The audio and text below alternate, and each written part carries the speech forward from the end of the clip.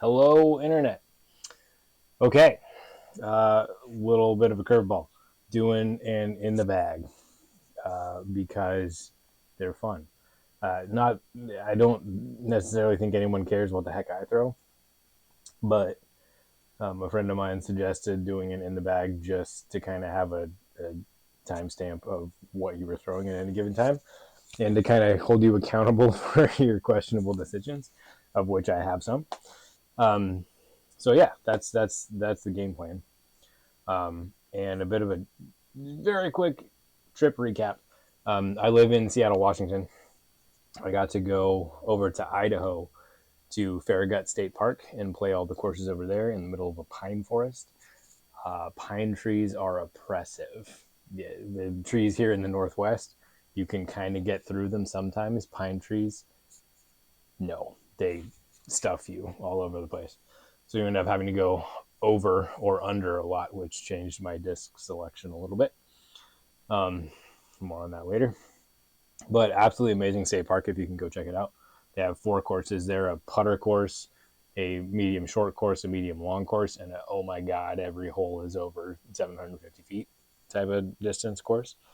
And then from there, we went a 45-minute drive to go check out Caliber Disc Golf Course, which is actually ranked number 8 in the world.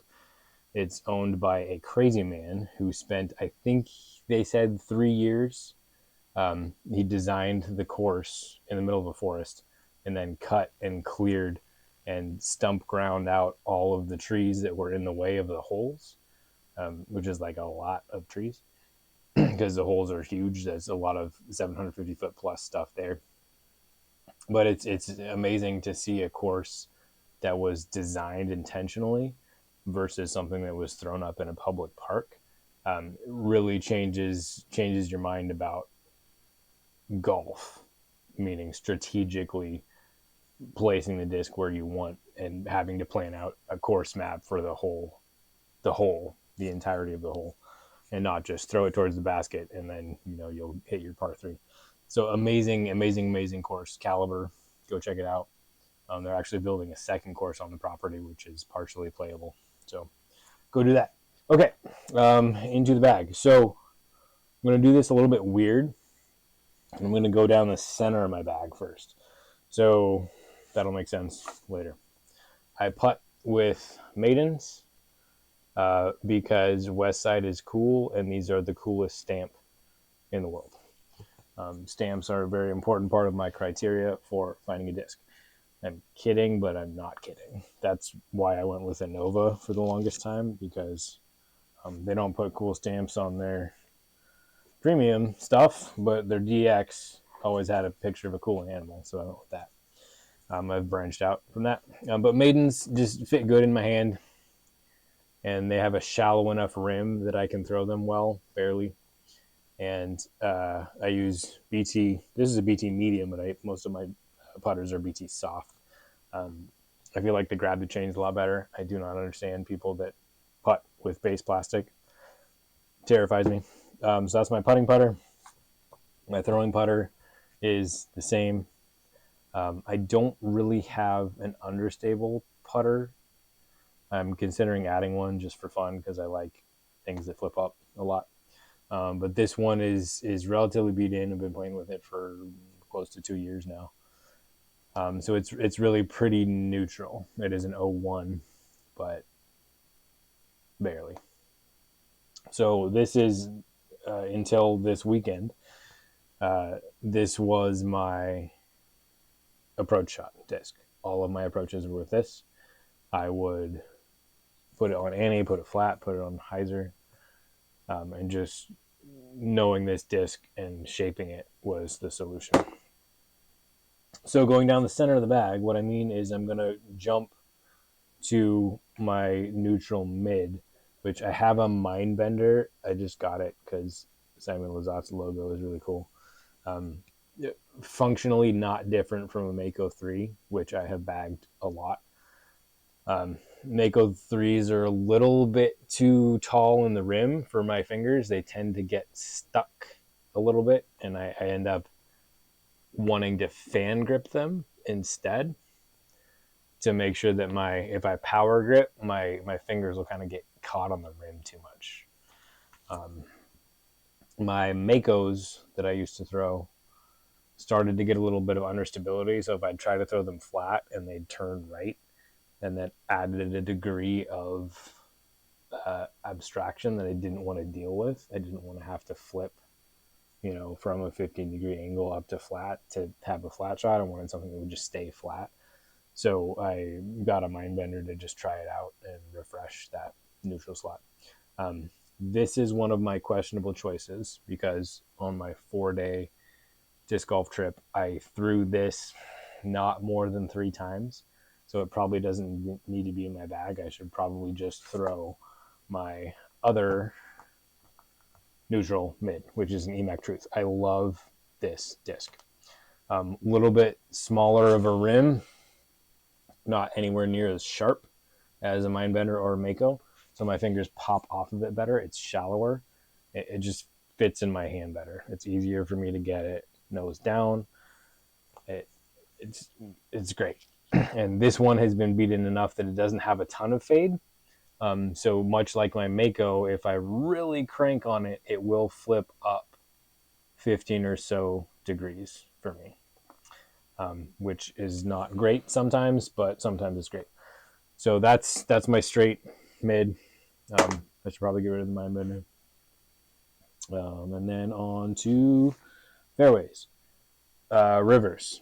The best round I ever threw in my life, 8 down at Tall Firs, is not that that's like a lot on that course. There's a lot of gimme birdies, but Rivers. This is what I should throw most of the time because I can shape this disc very easily. It's pretty consistent for me to put it on about this much hyzer and get it to flip up and stay straight, finish straight without a lot of fade. I can put it on a more aggressive hyzer, get it to flip up and stay on hyzer and finish on hyzer. And I can throw it flat or on Annie or even really hard on a little bit of hyzer and get it to flip up to drifting right and stay drifting right. So the reason I shot so well on that round, because it was not because I was playing amazingly well, but because I could consistently get the shot shape I wanted. Like that's the most important thing, is like if the hole goes right, make the disc go right. So these are solid for me. Moving up to actual drivers, my straight slot is a beast, is a factory second. This one happens to be pretty straight for me. I cannot get a champion beast to turn for the life of me. I struggle with throwing a little tiny bit nose up all the time, so that's probably part of the issue. The other half of the issue is champion and star are just way more overstable. I've ranted about that before. Go look at the other disc selection video if you care about such things. But a champion beast is my long straight shot. So it doesn't get a lot of turn for me, so I actually release it on a tiny baby Annie, and it'll flex and finish pretty straight. So that's the core of my bag. 4 discs, Maiden for straight putter shots, Truth for straight mid shots, River for straight fairway shots and a lot of shaping, and a beast if I really want distance straight. So then getting into my other approach disc, I just added a zone to my disc to my bag, for this trip. Side note, this is I don't even know what it's called. What's the name of the company? Upper Park Disc Golf. And this is a Shift. I really, really, really like this bag. It keeps me from carrying too many discs because you can fit about 3 in each of these pockets. There's 3 of them. So you get 9 discs in the center, and then you can fit 4 on either side. You don't need more discs than that. Like, you really don't. I have a friend who bought, a Sasquatch or something, and it's absurd. The thing weighs like a lot of pounds. And this is a lot nicer because the discs fit close to your back. They're not set in a row here where they have more leverage to pull on you. So it's just a nicer pseudo minimalist bag. That's a Shift. Go get one. Super awesome company. I bought a green one from them, and one of the pockets wasn't stitched correctly, and I said, hey, like this pocket wasn't, perfect. Like I can just sew it. I don't really care. But now that you came out with a charcoal color, like I kind of want the black one. And they were like, here you go, here's black one. Don't worry about sending the other one back. So super awesome company. Please support them. They are cool. Back to your regular scheduled program. I got a zone because everyone says zones are awesome. After throwing a zone for 4 days, I think zones are awesome. I knew that after throwing a zone for 2 days. Super reliable forehands. So as I said before, Faragut State Park is all pine trees. So pine trees grow with giant FU limbs that absolutely block everything. Luckily, they had skirted them up to where there was like 4 or 5 feet that you could get under. And that doesn't work great with the backhand if you want anything to go right. But you can just pop a little tiny forehand, and this thing will reliably fade and skip and just get you a lot of consistent upshot chip type distance under trees. So it can obviously do even more if you're not being oppressed in a pine forest. But zone, definitely worth checking out if you haven't. It's growing on me very quickly, and it complements my neutral slot pretty well too, because if I want to throw a mid and have it, put an approach, this is almost a mid, it's a 4-speed. If I want to throw something high and be confident that it's going to dump left, I can use a zone, and I cannot do that with my maidens because they're too neutral. So that's kind of in between a mid and a putter for me, but it's the other half of my approach game right now. I am looking to add something like an understable putter. I'm thinking about maybe a Halo Sonic, but I've heard that's more of a utility disc and less of an understable putter.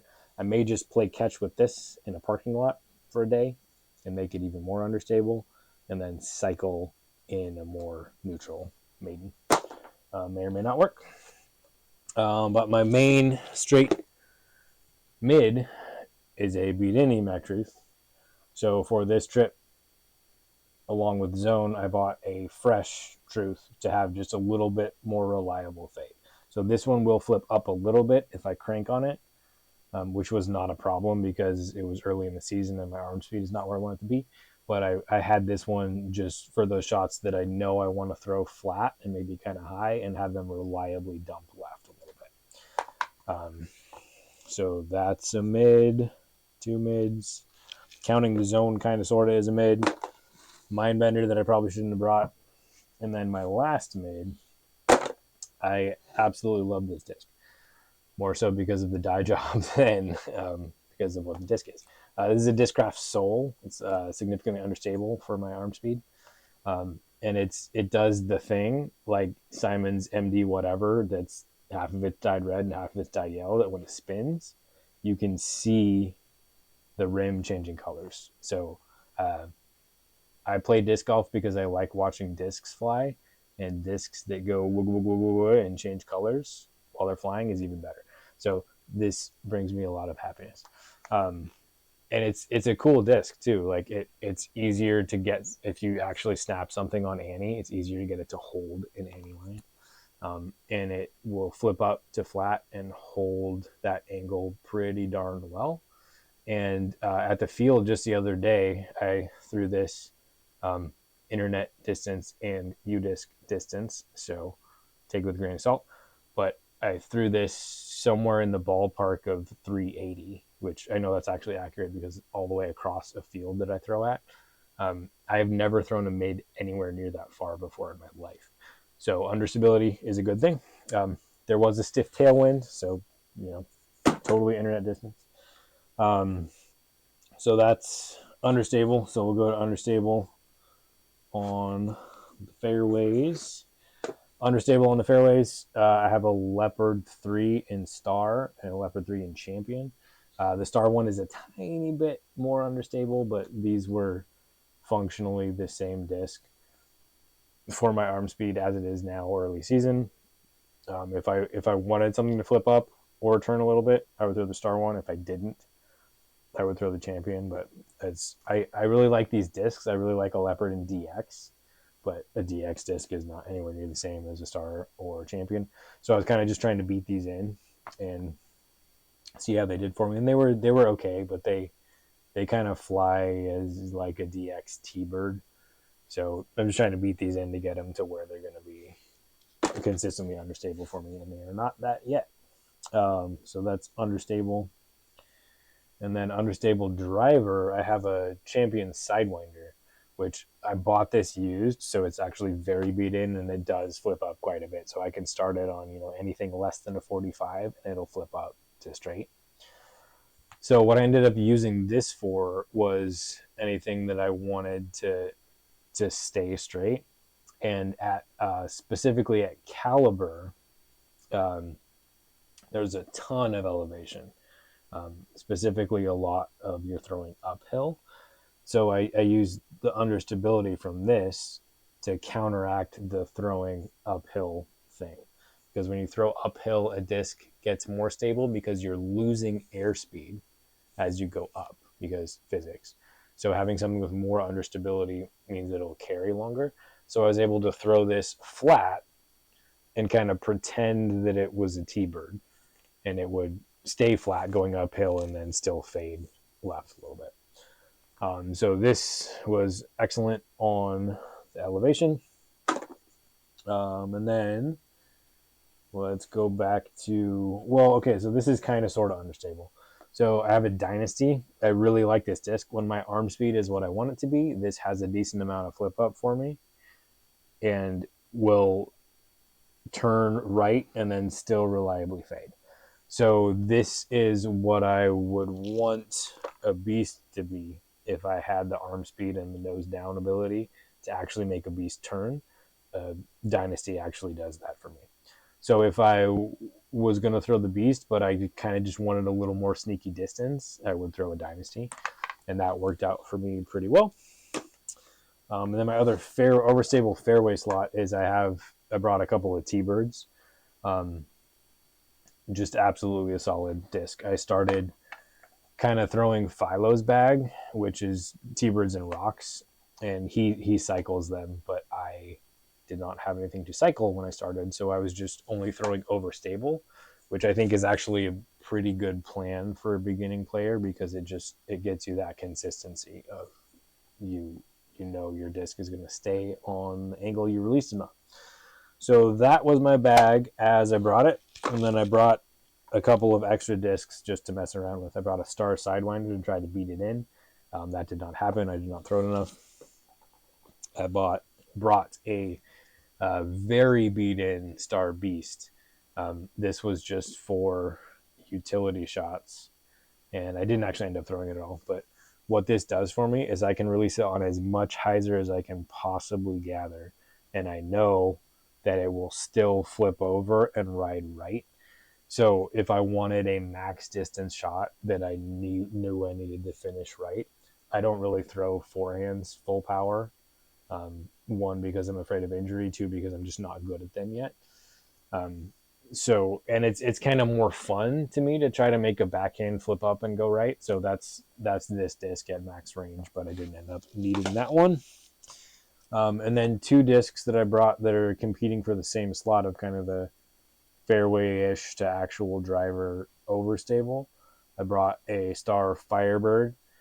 I am very bad at throwing Firebirds. They require an amount of snap and spin that I do not get consistently. So they're very finicky for me, but at the same time, that keeps me honest. And, I'd like to be able to throw them better. I feel like that's a good indicator of how decent your form is if you can throw a Firebird. And then I brought another disc. I think it's called a Fenrar, but like the stamp, the little bear dude is taking away the other A, so I don't actually know what the name of the disc is. But it's from Viking Discs, and it's a 10403.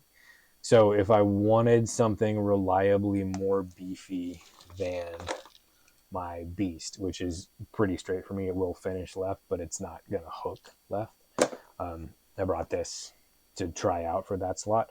I haven't actually thrown this yet, though, so I don't know if it's good or not, but it feels pretty similar to